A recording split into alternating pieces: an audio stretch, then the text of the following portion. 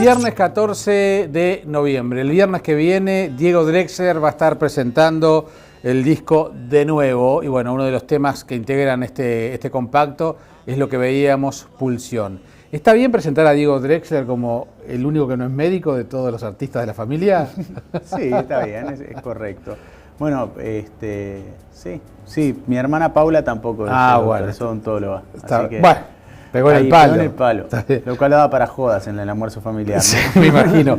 Pero me decías ahora que empezaste medicina. Sí, terminé, hice el primer año, hice en el 96, que el primer año era ciclo básico, se compartía con química y bioquímica, que eran hasta agosto, y cuando terminabas esa etapa inicial, ahí empezaba el celular, el primer examen ya de medicina, y cuando empecé a hacer celular yo ya sabía que iba a dejar, porque igual mis padres me convencieron que diera el examen ese, terminar el año, terminé el primer año.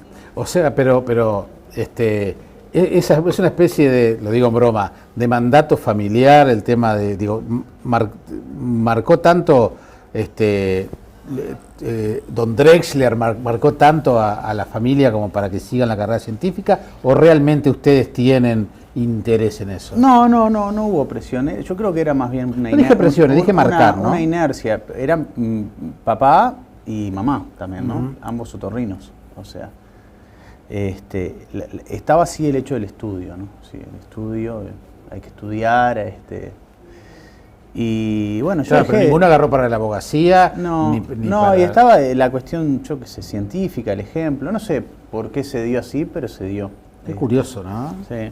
Yo dejé facultad de medicina y volví al liceo, hice quinto y sexto de vuelta, científico, arquitectura, y de noche fui a la Horta a hacer diseño gráfico. Y terminé bachillerato de arquitectura, entré a facultad de arquitectura, me recibí de diseñador gráfico, hice la carpeta ese año y bueno, después seguí con facultad de arquitectura y me recibí en el 2011. Soy el único que agarró una beta más diferente. Sí, claro. Por ese lado. Sí. Yo lo hice todo eso porque siempre me gustó mucho la pintura y desde que los 15 años que empecé a dibujar, a pintar, empecé a ir a talleres de pintura, el taller de Badaro Nadal, y bueno, empecé a descubrir y el tema de la pintura, las vanguardias del siglo XX siempre me llamaron la atención, entonces siempre por ese lado me interesó el diseño y la arquitectura. Y qué curioso, ¿no?, que el resto por el lado de la medicina. Uno, ahora que hablabas de los almuerzos familiares y de las chanzas, bueno, la impronta científica en esa mesa, qué fuerte, ¿no? Sí, es muy fuerte, sí, se habla mucho, sí. Sí. Pero digamos, por ejemplo, en el caso de Jorge, hizo muy poco medicina. Jorge se fue en el año 95, se fue para España, y yo creo que él se recibió, en el 92 o en el 93, en el 92 se recibió, en el 91 o en el 92, capaz me estoy confundiendo. Pero hizo otorrino y creo que le quedó un semestre para terminar el posgrado. Pero él trabajaba ya, operaba con mi padre y trabajaba en el consultorio. Y probablemente si no se hubiera ido a España hubiera seguido haciendo música y trabajando como médico. Mirá, a mí me resulta interesante que hayas tomado ese camino tan personal, ¿no? Porque debe haber sido difícil en una familia tan marcada por la ciencia, que hayas tomado, que hayas ido para atrás. Sí. Es un paso bravo, ¿sabes? Haber dejado bachillerato. No, bueno, facultad. Estar en facultad para después hacer 2 años. 3 años más viejo que mis compañeros. Ah, sos Gardel, hermano. Manejaste muy bien tu autoestima, ¿eh? Bueno, yo qué sé, es un momento, es raro. Yo cuando terminé sexto medicina para entrar a facultad, en realidad me di cuenta que en realidad lo que me importaba a mí era salvar los exámenes de diciembre. En quinto y en sexto, pues había un arreglo familiar que me dejaban ir a La Paloma, que nosotros teníamos la casa de La Paloma en febrero y en enero iban mis tíos. Entonces me dejaban irme en enero. Entonces yo en quinto salvé todo en diciembre y me fui. El 25 de diciembre me fui para afuera y me podía quedar hasta marzo. Y repetí el plato en sexto. Y de repente me acuerdo que estaba en febrero en La Paloma y me dicen, tenés que venir a inscribirte a facultad. Y cuando me di cuenta me bajó una ficha, estaba en Yatay, ahí a la vuelta a Facultad de Medicina, haciendo la cola en Bedelía para entrar a Facultad de Medicina. Me había dado cuenta de que había terminado los estudios y con 18 años no tenés claro qué es lo que te gusta, Claro. qué es lo que no te gusta. Claro. ¿Y la parte artística? ¿Cómo? Porque también eso también los ha marcado a todos. Y la parte artística, capaz que yo, bueno, lo musical siempre estuvo, yo que sé, en mi casa siempre era un punto de reunión. En el caso mío, todos mis amigos venían a casa. Yo soy el 10 años menor que Daniel y 14 menor que Jorge, o sea que venían todos mis amigos de la escuela y del liceo porque había ensayos, había instrumentos, había gente más grande, se escuchaba música, había muchos discos. Así que en lo musical yo siempre estaba como escuchando y curtiendo cosas de otros universos que capaz que compañeros míos que no tenían hermanos mayores o no tenían familiares, no escuchaban. Yo qué sé, yo escuchaba, me acuerdo, bueno, Beatles, Caetano Veloso, Rolling Stones, de todo. Y bueno, por el lado de mi padre, mucha música clásica. Así que siempre estuvo muy presente. Yo empecé a tocar la guitarra con mis hermanos. Daniel fue mi primer profesor de guitarra. Y de hecho tocaba la guitarra y me empecé a tocar el bajo porque en un viaje que hicieron mis padres a Estados Unidos, a un congreso, yo les pedí una guitarra eléctrica y Jorge me convenció de comprar un bajo, que había muchos guitarristas en la vuelta. Entonces estuvo bien, vinieron con un jazz bass y ahí empecé a tocar el bajo. Y con 15, 16 años era el asistente de escenario de la banda de mi hermano, de La Caldera. O sea que cargaba los equipos y armaba todo el escenario, conectaba todo. Pero ibas mamando todo eso. Y ahí era la oportunidad mía de poder ir a una prueba de sonido. Claro. Y si me dejaban después ir a algún show ya en verano, pues de chico no me dejaban salir. Pero siempre estuve muy atento a todo eso. Después empecé a tocar en la banda de Daniel como bajista y era un polifuncional. Era músico, pero cargaba también. Y bueno, y por el 96 empecé a armar mi primer banda. En el 97 conocí a Fabián y armamos lo que fue Cursi, Claro. 15 años tocando por todos lados, o sea que siempre estuve con la música a full. Sí, debe haber sido además muy, no digo muy difícil, pero la búsqueda de un camino propio con un apellido tan fuerte y tan masivo y tan conocido, porque es muy interesante cómo los Drexler, te incluyo, son todos diferentes. Sí. Han logrado una identidad artística muy fuerte y muy personal. Sí, en el caso mío, el hecho de yo tocar el bajo y el hecho de haber, o sea, cuando yo empecé a tocar en el 96, Jorge ya estaba en España. Claro. Así que tenía más vínculo con Daniel. Con Daniel. Jorge eran más las reuniones familiares, Sí, claro. o 3 veces por año, que por los viajes que él viene para acá. Yo siempre estuve en una movida más de bandas, Claro. se puede decir. No diría más rock, pues no sé, pero más de banda, más eléctrico. Y por ahí capaz que lo de Jorge y Daniel era más de cantautor. Es verdad, es verdad. Y en ese sentido, la música que yo hice siempre fue más de bandas. No sé, no diría rock, pop. No, está bien, está bien. Y la verdad que a mí nunca nunca lo sentí como un peso o como algo, como una carga, una mochila de cargar. Más bien todo lo contrario, creo que me abrió muchas puertas. El hecho de tener ese vínculo.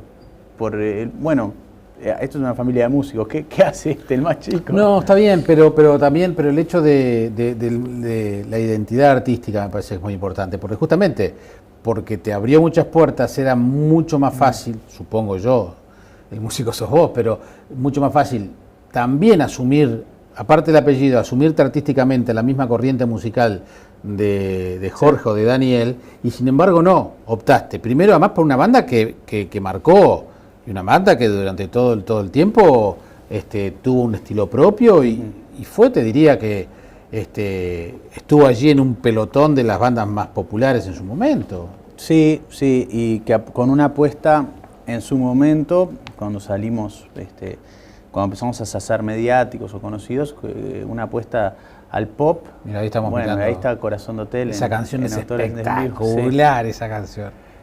Con una apuesta a algo, a lo visual que era bastante nuevo. En el 2002 era nuevo. Exacto.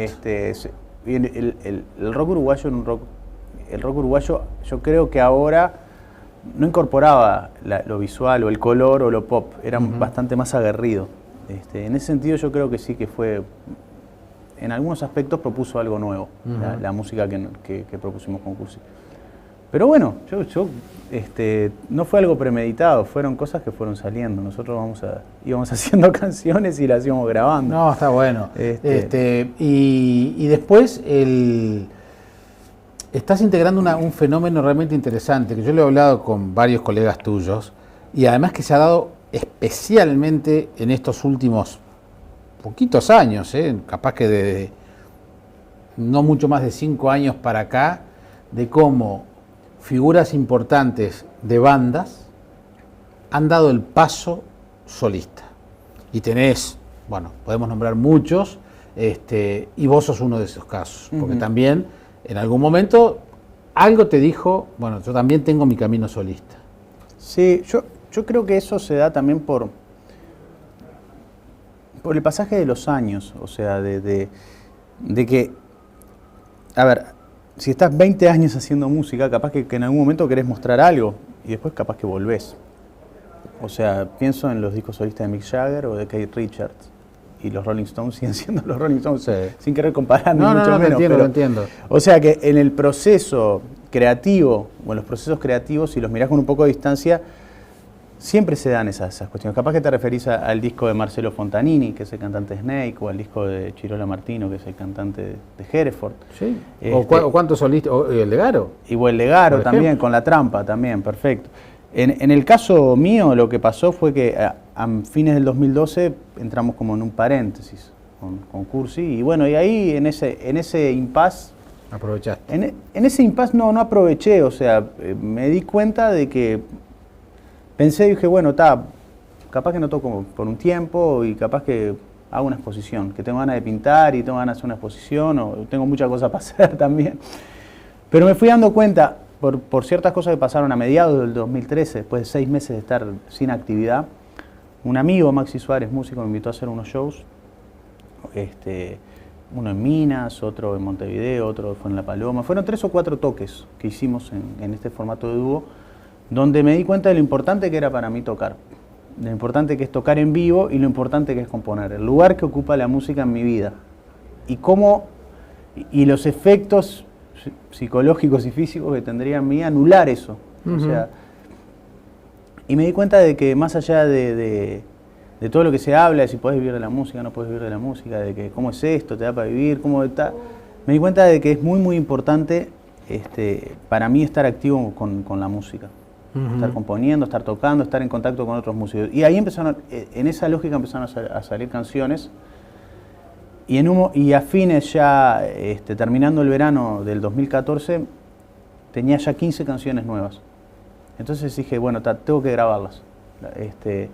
Tengo que grabarlas y las quiero grabar en mi casa, en el estudio de mi casa, en el fondo de mi casa, con un equipo muy reducido, hacer un disco en el cual me meta para adentro y ver qué es lo que sale. Con todos los errores que puede tener eso, pero bueno, con todas las deficiencias técnicas, entre comillas.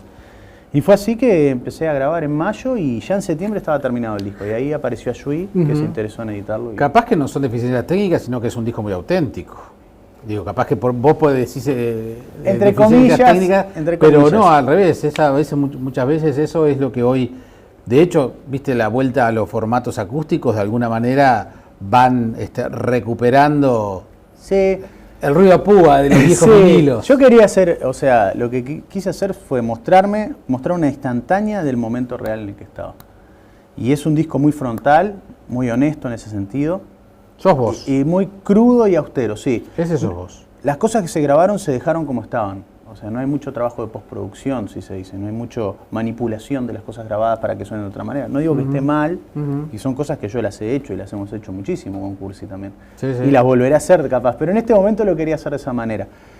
Fue un disco muy íntimo en el sentido porque yo toqué las guitarras, toqué bajos, grabé las voces, los coros, trabajé en todo lo que es la ingeniería, o sea, como técnico, junto a Gonzalo Gutiérrez, que fue el coproductor del disco y el técnico, que grabó algunas guitarras y algunos bajos, y junto a Nicolás Constantín, que salía recién en unas fotos, que grabó las baterías. Ese fue el núcleo en el que trabajamos el disco, y Keshi, que grabó 4 pianos, nada más. O sea que este disco que vas a estar presentando el viernes que viene en el Centro Cultural de España, sos vos. Sí. Tal cual. Soy yo. Claro, porque de alguna manera, en una banda, la personalidad artística de Diego Drexler se diluía en lo grupal. Sí, Sí, estaba la componente junto a otros componentes. Claro, por eso. Acá estoy al 100% Bueno, y encarando otro rol, porque estoy tocando guitarras y cantando. Bueno, eso. ¿Y Implica cuánto te otro- crees que te proyecta esto? Porque esto de alguna manera es una base, es un piso muy interesante por toda esta cosa artesanal que has hecho, de todo el disco todo junto, solista, mostrándote tal cual sos, como vos los decís. Entonces, bueno, a partir de ahora esto sentís que de alguna manera direcciona la carrera artística de Diego Drexler más como ese solista. Mira, no lo pienso tanto. Uh-huh. O sea, lo que yo me planteé a fines del año pasado fue que me gustaría, en la cena de fin de año, además, dice que en un momento medio entre antes del brindis y de ahí, que terminamos de cenar media hora antes, ¿viste? Que a veces se adelanta, ¿viste? Sí. Y nos quedamos charlando y en un momento, y bueno, ¿cuáles son los objetivos? Medio en joda, medio en serio, ¿cuáles son los objetivos para el año? Y estuvo bueno, porque en realidad todos empezaron a decir, y fue en serio, fue como una evaluación. ¿Qué objetivos tenemos para este año? Yo dije, a mí me gustaría poder grabar un disco, lo dije. Pero era algo como a largo plazo. Y ese objetivo yo estoy contento hoy de materializarlo, de que hoy lunes esté saliendo a las disquerías de Uruguay el disco. Después lo que pase para adelante, a veces no hay que enloquecerse mucho porque no disfrutas el proceso. No, está bien. Para mí es muy importante tener este disco, poder presentarlo este viernes en el Centro Cultural de España, que es una sala que vayan 100 personas o 120 o 40, no importa. Pero cerrar este proceso. Y bueno, y una serie de cosas que se van abriendo que van marcando como una línea, o sea, de lugares para tocar, de que voy a ir en diciembre con Mariana Lucía a Buenos Aires a hacer un par de shows en conjunto, repertorio de los dos. Y bueno, después capaz que esto sigue y se va agrandando, o capaz que queda ahí. O sea, eso nunca se sabe. No sé, sospecho que no. Pero en arte eso nunca se sabe. Y nunca se sabe qué va a pasar con esas canciones también. Eso es un misterio. Recién mostrabas Corazón de Hotel. Sí. Con Cursi te puedo decir que las canciones que fueron más radiables nuestras, bueno, fueron canciones que no fueron detectadas por las personas de la industria, los A&R de los sellos discográficos, sí, o los que pautaban. Y eso es un misterio. ¿Crees mucho en la intuición? Sí, totalmente. Totalmente. Para mí, o sea, yo creo ser intuitivo y trato de confiar en las cosas que percibo.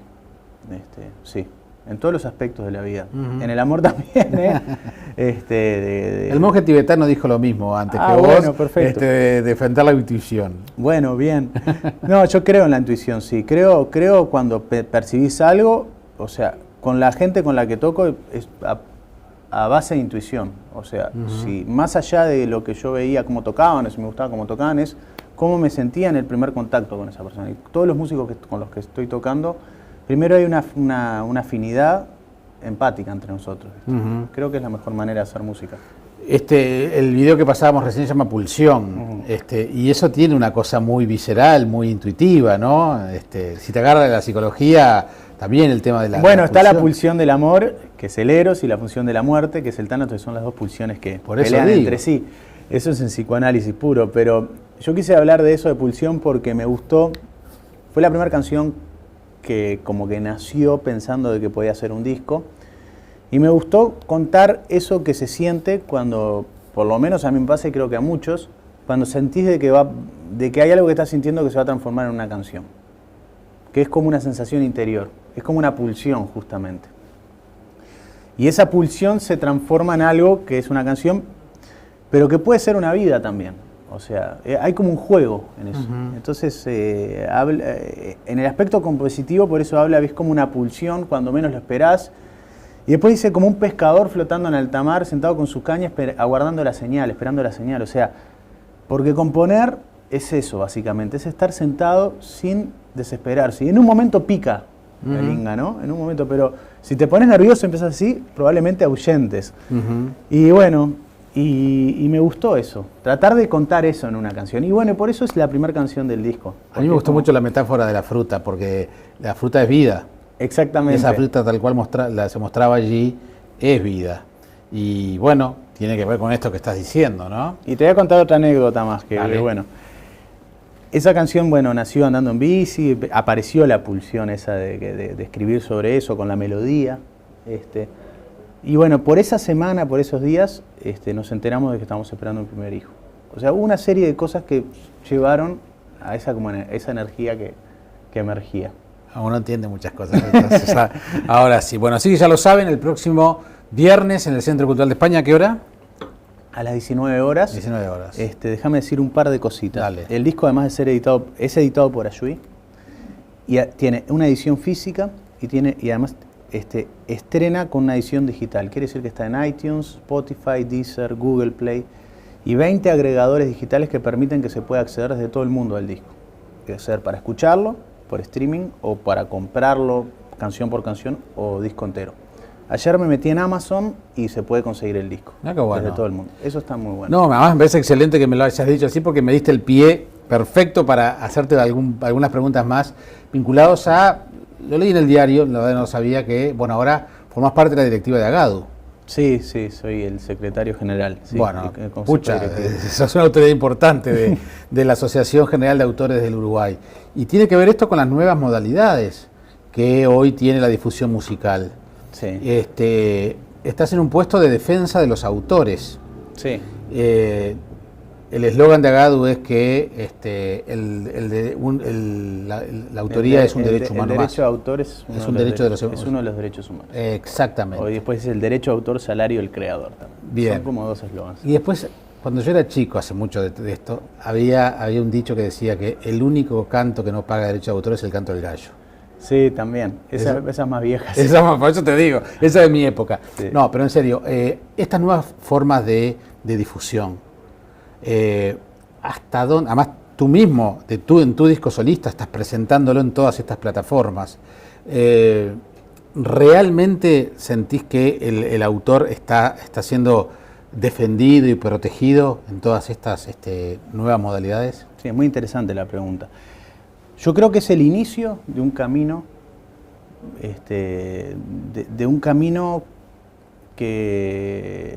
del camino que queremos recorrer. A ver cómo te puedo decir. Todas estas plataformas están pagando derechos. No están pagando de la manera que quisiéramos. Yo estuve el mes pasado en Nashville en un encuentro mundial de autores, el CIAM, que es el Congreso Internacional de Autores de Música, y se trató justamente, el congreso fue World Fair Trade Music Project. Se presentó el proyecto World Fair Trade Music, o sea, de comercio justo. Básicamente lo que se analizaba es que en estas plataformas digitales, que en el 2014 por primera vez en Estados Unidos se equiparó los negocios digitales a los negocios físicos y hay una proyección para los próximos 5 años que va a ser exponencial el crecimiento. El análisis daba de que el 97% de la ganancia queda en los intermediarios. En esa cadena entre el creador y el consumidor final, donde hay muchos actores interviniendo en el negocio y ganando plata, bueno, los creadores, tanto los autores como los intérpretes, los músicos, se llevaban un 3% de la plata que hay. Pero es un inicio de reconocimiento de que hay que pagar. O sea, ahora hay que ir para que sea más justo ese trato. ¿Y por qué es fair trade? ¿Por qué negocio justo? Porque tiene que ver con la grifa de uso justo, básicamente, que están empezando a adoptar las grandes marcas o el comercio exterior, donde empieza a haber una grifa que se dice que esto fue hecho de una forma justa. ¿Qué quiere decir? Bueno, esta camisa no fue fabricada por niños en esclavitud en, no sé... En la India. En la India, por ejemplo. O sea, todas las personas que participaron en el proceso de fabricación de esta camisa, como ejemplo, fueron respetadas como trabajadores, fueron en sus aportes y en todos sus derechos. Y en ese concepto se está tratando de que se considera a los autores y a los intérpretes, o sea, básicamente. Pero estas plataformas pagan derechos, ¿no? Se paga derechos por streaming, o sea, por la escucha, y se paga derechos, obviamente, por la compra, que es la descarga. Pero, por ejemplo, yo que escucho Spotify, pero no estoy pagando el premium, estoy... Sí, el usuario sin pago. También hay pago porque vos ves publicidad, y vendría a ser igual que cuando uno escucha la radio. No, está bien, pero o sea, si yo elijo escuchar a Diego Drexler va a recibir la cuota aparte de la escucha de Jaime Clara en su computadora. Sí. Muy poquito, para que te hagas una idea, por 1 millón de escuchas, $25. pero bueno, pero es algo. No, está y bien. Además es mucha difusión. No, porque a mí siempre me llamó la atención, por ejemplo, y lo he hablado con antecesores tuyos, que si vos, por ejemplo, utilizás para musicalizar aquí en Montevideo 30 segundos de una canción de Vangelis, el griego, ¿no? Te pongo ejemplos exactos que me han sucedido. Si realmente por los 30 segundos de un video que tú musicalizas a Vangelis en Grecia, a través de la Agadu griega, recibe los 55 pesos que pagué yo ante Agadu. Ese es el tema. Eso bueno, otro día si querés hacemos una nota más larga. No, porque a veces... Pero eso se llama, todas las entidades se representan entre sí por contrato de representación recíproca. Ajá. O sea, vamos a hacerlo más cerca. Sadik está en Argentina, Agadu en Uruguay. Si vos haces una publicidad con un tema de Charly García, Agadu representa a Sadik en Argentina. Y eso está regulado por la CISAC, que es la Confederación Internacional de Sociedades y Autores y Compositores, que establece protocolos de funcionamiento que se llaman las reglas profesionales. A su vez, la CISAC está regulada por la OMPI, que es la Organización Mundial de la Propiedad Intelectual, que está en Ginebra y forma parte de la ONU. Tenés la OIT para los trabajadores, la OMPI para propiedad intelectual, que son marcas y patentes, por ejemplo. Sí. O la OMS para la salud, Organización Mundial de la Salud. ¿Qué quiere decir? Que eso está vinculado cuando dos países tienen acuerdos, donde hay acuerdos comerciales, acuerdos de propiedad intelectual, acuerdos de... En todos los aspectos están vinculados a este tipo de relacionamiento. Y esas reglas profesionales se tienen que cumplir. Sí. Así es como funciona lo que se llama la gestión colectiva, que hasta ahora ha demostrado ser la mejor forma, el mejor sistema para que los creadores, los intérpretes, los productores puedan percibir sus derechos por el trabajo que hacen. Que funcione mal en algunos lugares es como las democracias y como los países. Pero las democracias han demostrado ser a lo largo de la historia de la humanidad el mejor sistema representativo para que las personas vivan de la mejor manera. Pero no fuimos de tema. No, sí, está bien. Otro día, si querés, pero es interesante. Pues digo, por ejemplo, te voy a poner un ejemplo que me pasó este año. Fui al Carnaval de Rosario. Sí. En el departamento de Colonia. Sí. Al Corso. En la plaza, gran feria. Una cuadra, por lo menos 12 o 15 stands de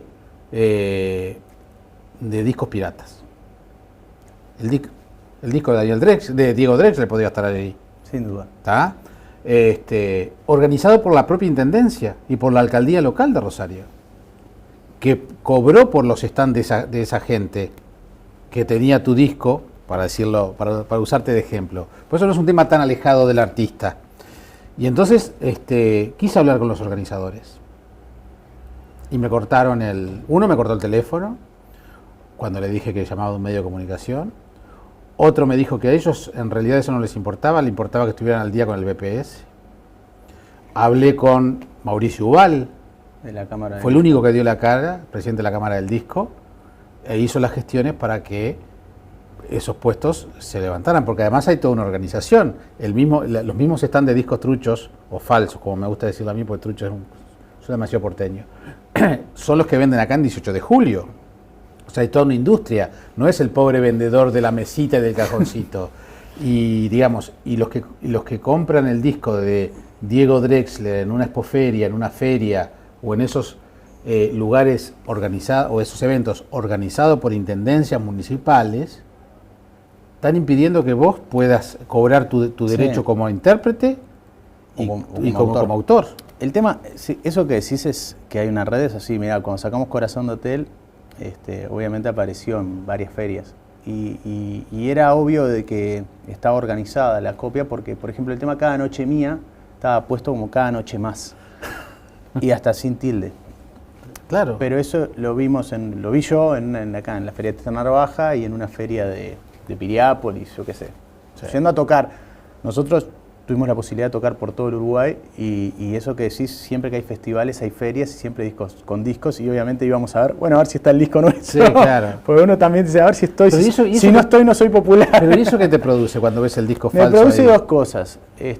Por un lado, estar quiere decir como que sos popular, entonces es raro. Por otro lado, yo creo que los artistas el gremio de los artistas, en el caso de los artistas de música, llámese los autores, los intérpretes, están los productores, somos el gremio más desprotegido de todos. No somos organizados, somos bohemios, o sea, no tenemos capacidad de juntarnos. Y en ese aspecto es que estamos desprotegidos, o sea, te puedo asegurar que cuando te dicen nos importa pagar el BPS, que si tienen que hacer una obra van a contratar una empresa que haga todos los aportes sobre los operarios, y está perfecto. No es así, por ejemplo, con los artistas. No, es verdad.